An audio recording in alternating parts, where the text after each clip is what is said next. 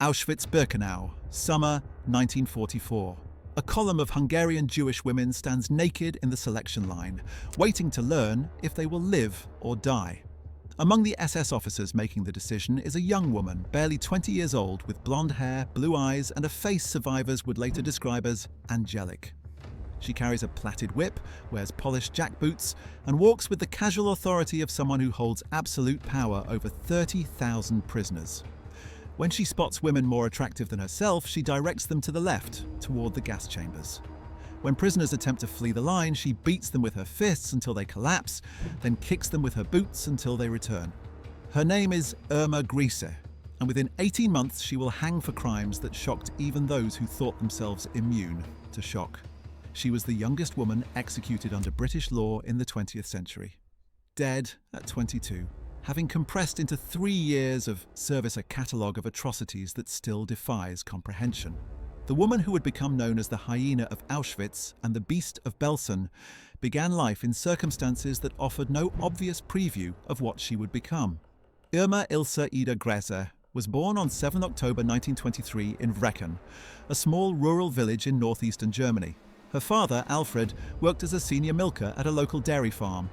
Her mother, Berta, tended the family garden and cared for their modest collection of livestock.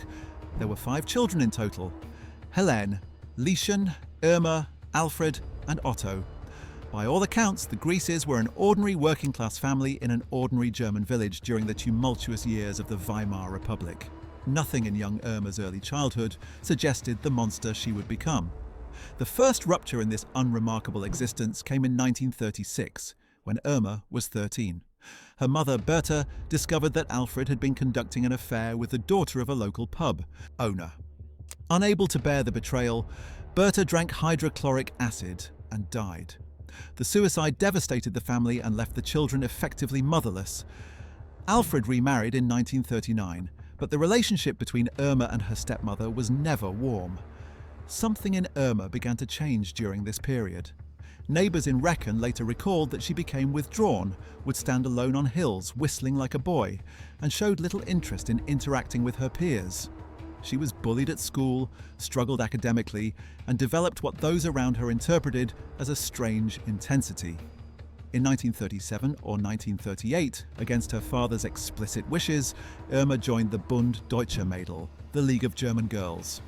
Alfred Grese was a conservative religious man who despised the Nazis despite having joined the party himself in 1937, likely for economic reasons.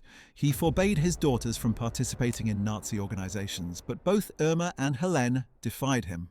For Irma, the League offered something her rigid and oppressive home life could not provide: a sense of belonging, purpose, and excitement.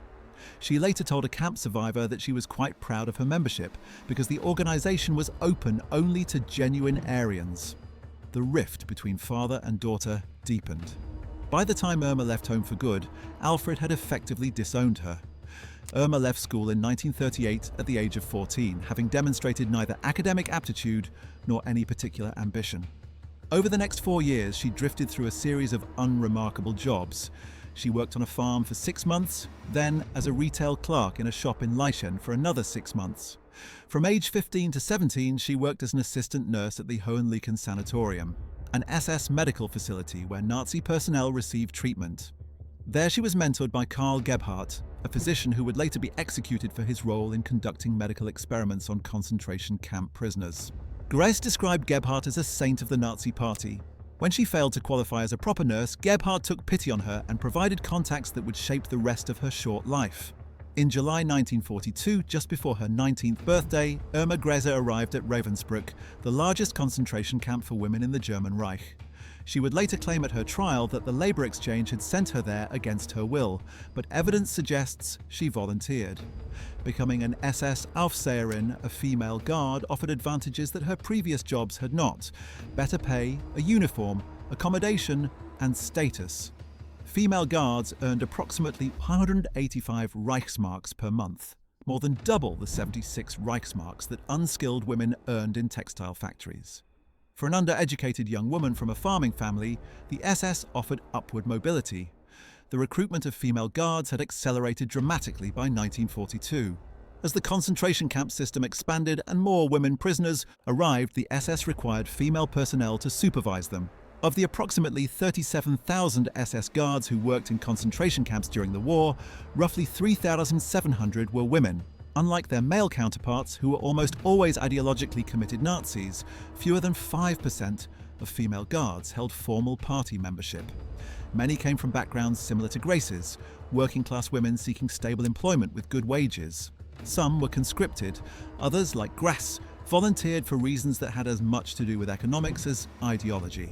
Ravensbrück served as the training centre for all female concentration camp guards. New recruits underwent 3 weeks of indoctrination designed to harden them to violence and instill fanatical devotion to Nazi ideology.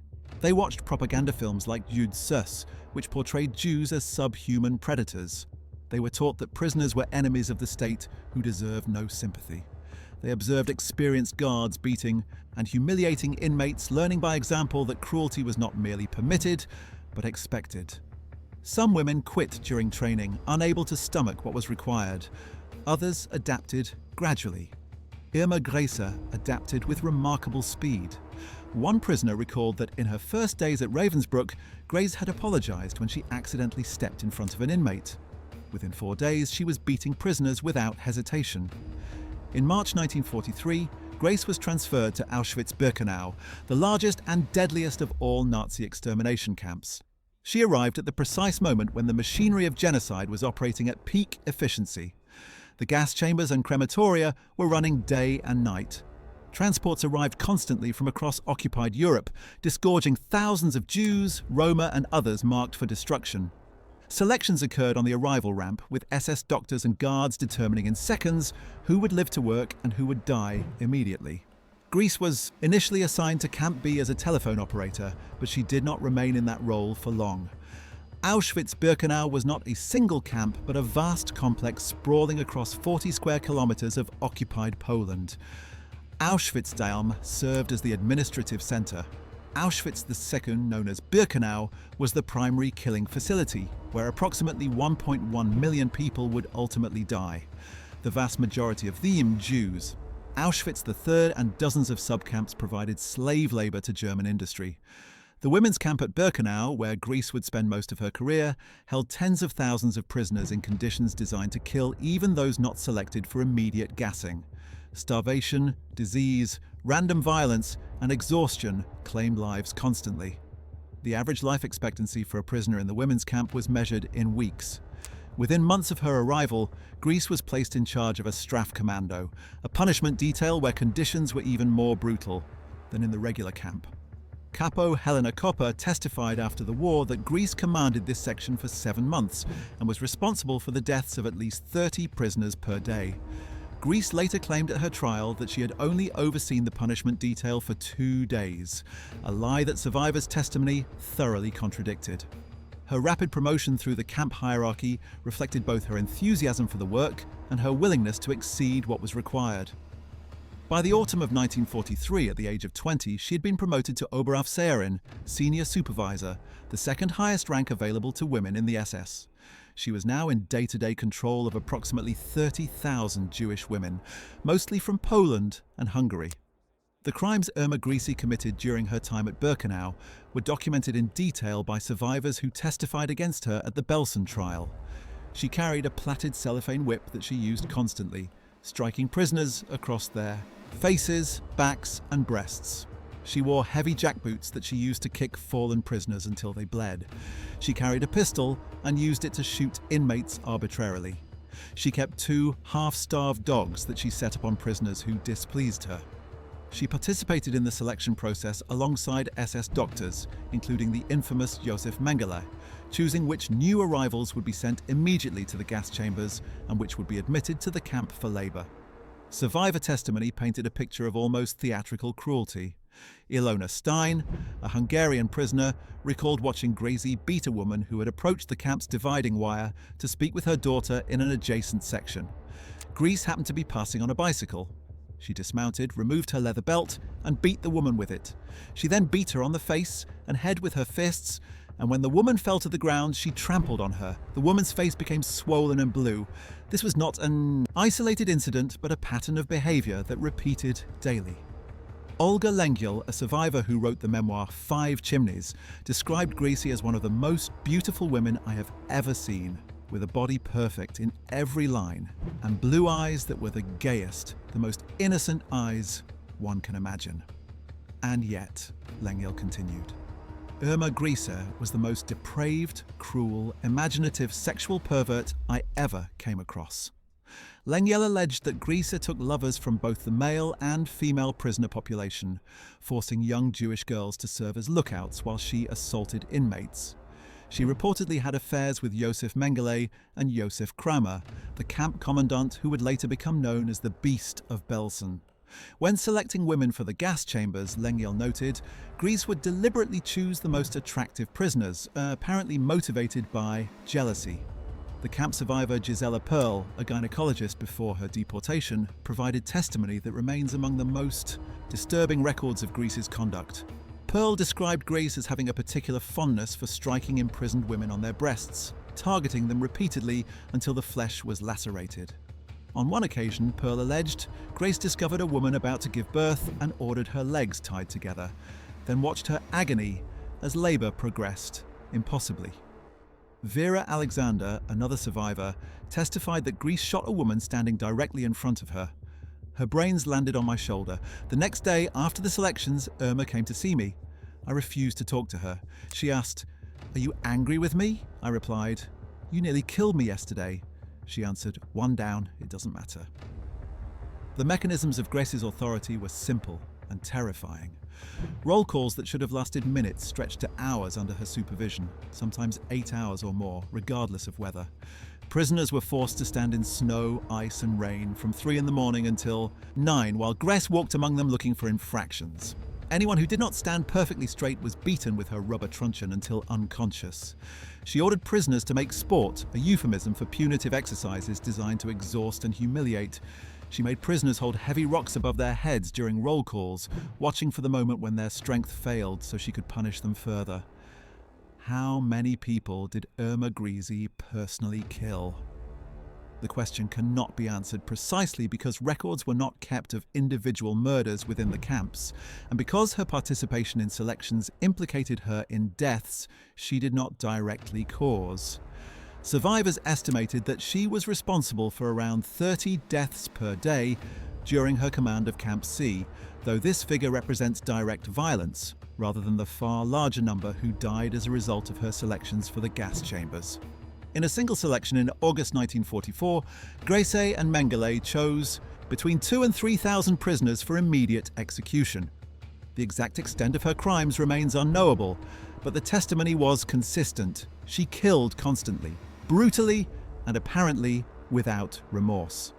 In January 1945, with Soviet forces advancing rapidly from the east, the SS began evacuating Auschwitz. Grese accompanied a transport of prisoners westward, first to Ravensbrück and then, in early March, to Bergen-Belsen. The camp she arrived at bore little resemblance to what it had been even months earlier. Originally established as a prisoner of war camp, later converted to hold Jews for potential prisoner exchanges, Belsen had become, by early 1945, a dumping ground for prisoners evacuated from other camps. Tens of thousands of people were crammed into facilities designed for far fewer. Food and water had essentially ceased. Typhus, dysentery and tuberculosis spread unchecked. Corpses lay unburied throughout the camp. In the first 4 months of 1945, approximately 35,000 prisoners died at Belsen, compared to 3,000 in all of 1943 and 1944 combined. The catastrophic conditions at Belsen in its final months resulted from deliberate neglect as much as from overcrowding. Food supplies existed in nearby Wehrmacht barracks, but the camp administration made no effort to obtain them. Medical supplies were available, but not distributed. The SS guards, including Grese, continued to beat and kill prisoners even as the infrastructure of the camp collapsed around them. The camp commandant, Josef Kramer, who had previously commanded the gas chambers at Birkenau, later testified that he had never requested food from the Wehrmacht, despite knowing that prisoners were starving to death. This was not chaotic breakdown, but systematic murder by other means. Grese's behavior at Belsen mirrored her conduct at Auschwitz, adapted to the even more hellish conditions. She served as Arbeitsdienstführerin, labor service leader, and continued the practices that had defined her career. She made prisoners kneel for hours, forced them to hold rocks over their heads, beat anyone who faltered, and conducted selection parades as she had at Birkenau. The death counts increased under her supervision. She was accompanied to Belsen by her lover, Oberscharführer Franz Wolfgang Hatzinger, a married man 14 years her senior, whom she affectionately called Hachi. He died of typhus on 23 April 1945, 8 days after the British arrived. The British 11th Armoured Division liberated Bergen-Belsen on 15 April 1945. Nothing had prepared the soldiers for what they found. Approximately 60,000 prisoners were still alive, most of them emaciated, ill, and barely able to move. Another 13,000 corpses lay unburied around the camp, in various stages of decomposition. The stench was overwhelming. Disease was rampant. In the weeks after liberation, despite heroic efforts by British medical personnel, another 14,000 former prisoners would die, their bodies too damaged to recover. The images from Belsen shocked the world.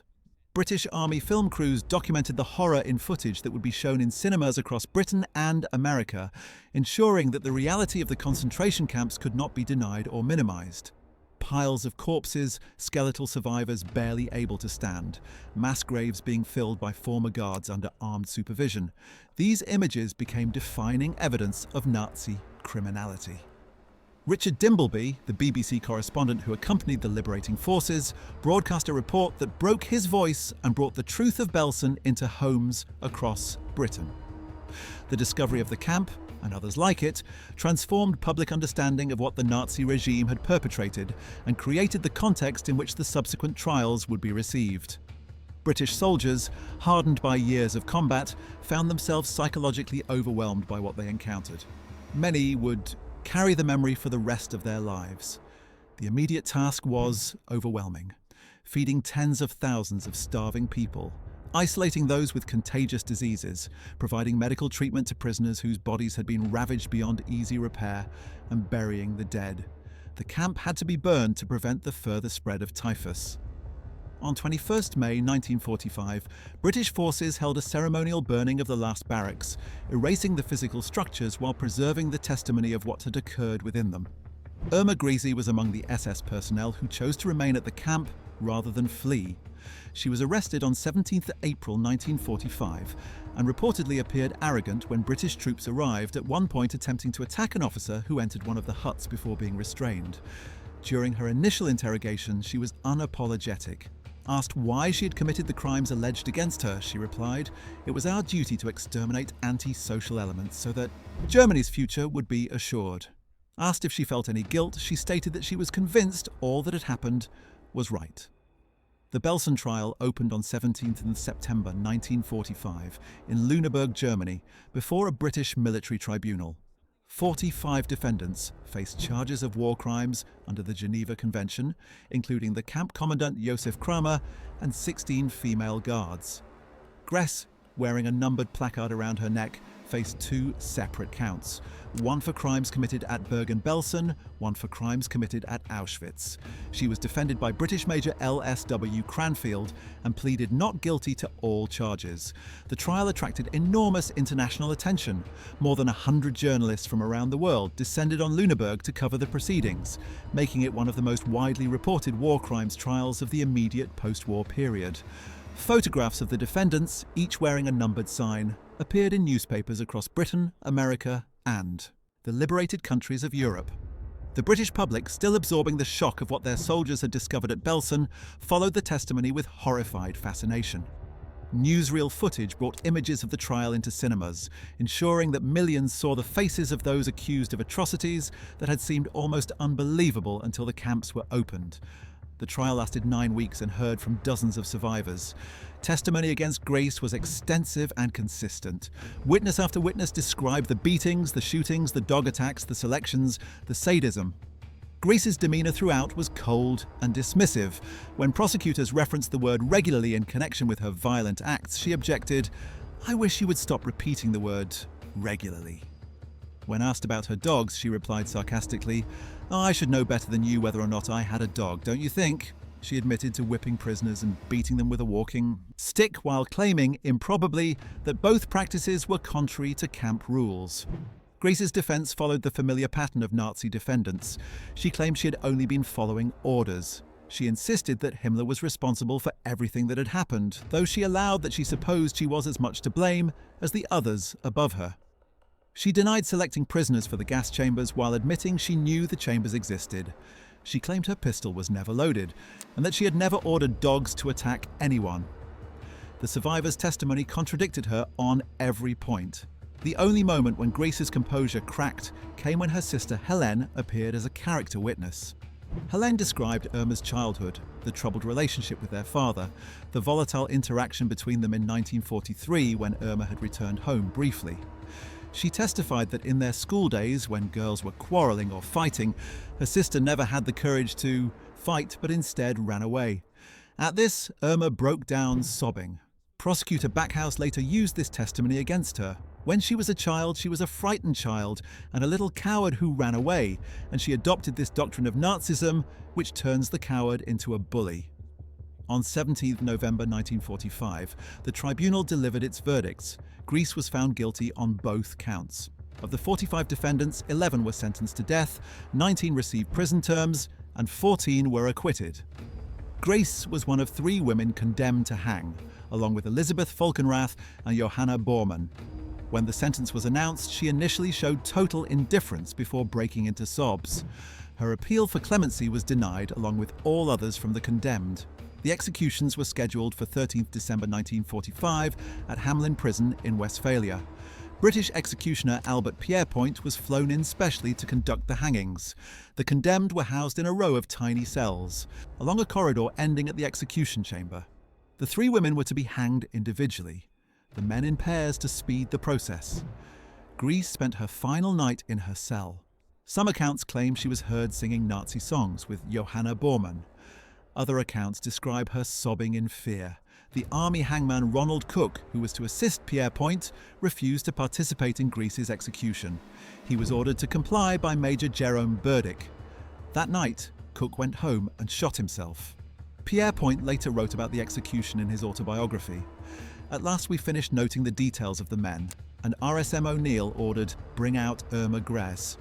She walked out of her cell and came towards us, laughing. She seemed as bonny a girl as one could ever wish to meet. The cell was far too small for Pierrepoint to enter, so he pinioned her arms in the corridor.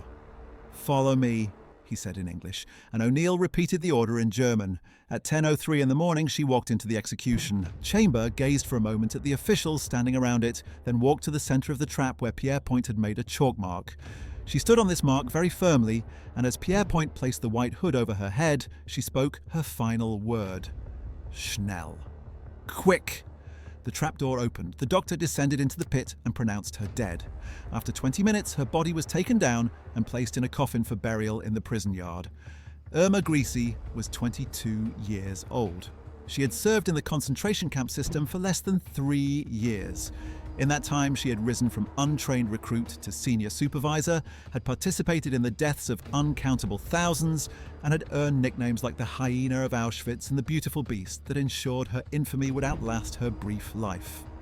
Her personal effects, turned over to her sisters after the execution, included 439.65 Reichsmarks in cash and a bank book showing a balance of 4,391.57 Reichsmarks. Modest savings from 3 years of wages paid for work that no wage could justify. What drove an ordinary girl from a farming village to commit atrocities that hardened soldiers could barely describe? The question has occupied historians and psychologists for decades without producing a satisfying answer.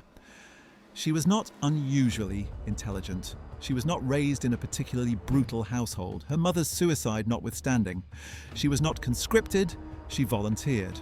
She was not following orders blindly. Witnesses testified that she exceeded what was required, that she invented new torments, that she appeared to derive pleasure from suffering she caused. The transformation from shy, bullied schoolgirl to mass murderer occurred within a few years, facilitated by ideology, opportunity, and what appears to have been a capacity for cruelty that the camp system revealed rather than created. Some scholars have suggested that Grese's crimes reflected a particularly female pathology, that her violence against attractive women stemmed from sexual jealousy, that her sadism had erotic dimensions absent from male perpetrators.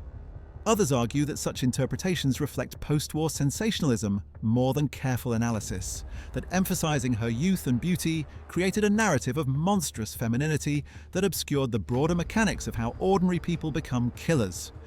She was not the only young woman to commit atrocities in the camps. Approximately 3,700 women served as guards in the concentration camp system, and many committed crimes comparable to Grese's. She became the most infamous because she was caught, tried, and executed while still young and still, as witnesses repeatedly noted, beautiful.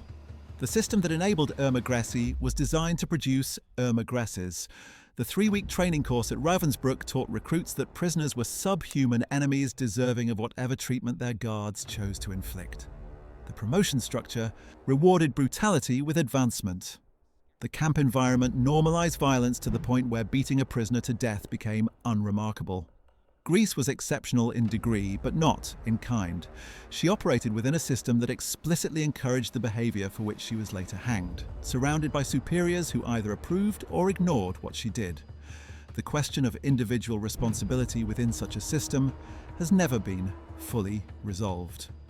At her trial, Grese stated that she regarded the inmates of the concentration camps as dreck, subhuman rubbish. Like you or I may kill an insect without feeling guilty about it, she saw nothing inherently wrong in what she was doing. This admission, more than any specific act, may explain the depth of revulsion she inspired. She had been told that her victims were not human, and she had believed it. She had been given power over people defined as worthless, and she had used that power to destroy them. She showed no remorse because she felt none. Her conscience, she reportedly said, was that of Adolf Hitler.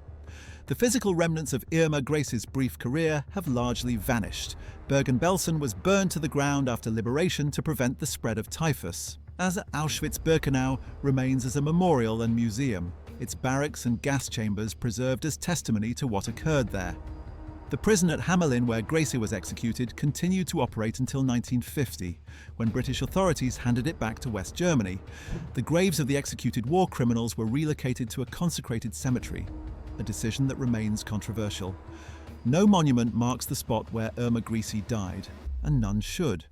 What survives is testimony, the words of survivors who lived through what she inflicted, documented in trial transcripts, memoirs and oral histories that ensure her crimes will not be forgotten. Gisela Perl survived to become a physician again, eventually treating women in New York. Olga Lengyel published her memoir and spent the rest of her life educating others about the Holocaust. Countless others carried their memories silently, marked forever by what they had witnessed and endured. Their testimony stands against Grese's denial, against the Nazi ideology that deemed their lives worthless, against the possibility that such crimes could ever be rationalized or minimized.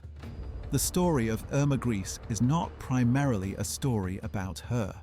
It is a story about the system that created her, the ideology that justified her, and the victims whose suffering she embodied. She was one perpetrator among thousands, distinctive mainly because she was caught young enough to remain forever frozen in photographs as the beautiful beast, the angel of death with the innocent eyes.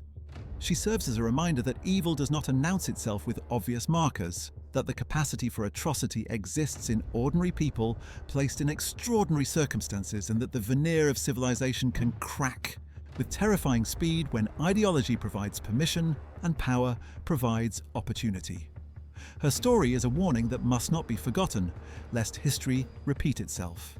80 years after her execution, Irma Grese remains one of the most studied female perpetrators of the Holocaust. Her image reproduced in documentaries, books, and online discussions that continue to grapple with the questions her life raised.